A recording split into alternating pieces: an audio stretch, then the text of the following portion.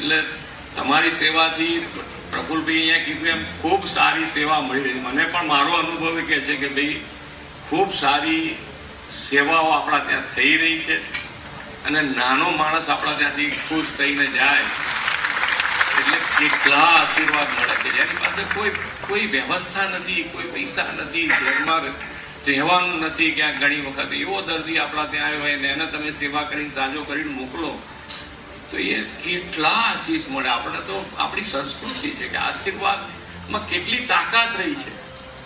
આપણી સંસ્કૃતિમાં શ્રાપ માટે કેવું કહેવાયેલું છે, એવી રીતે આશીર્વાદમાં કહેવાયેલું છે કે એમના મોંમાંથી નીકળે એટલે ના હોય તોય થાય, ઊભું થાય વાતાવરણ. એટલે આ આશીર્વાદ કયા ભગવાન આપે? તો આ ભગવાન જ છે આપણા માટે. જે નાનો માણસ આપણા ત્યાં આવે છે આપણા માટે ભગવાન જ છે.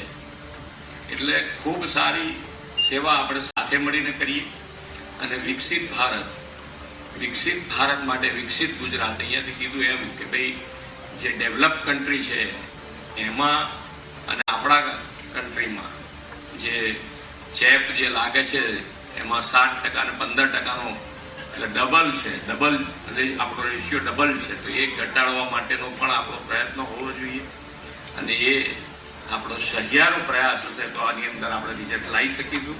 આપણે આપણે સાથે મળીને આગળ વધીએ એ જ અભ્યર્થના સાથે વિરમું છું. ભારત માતા કી જય.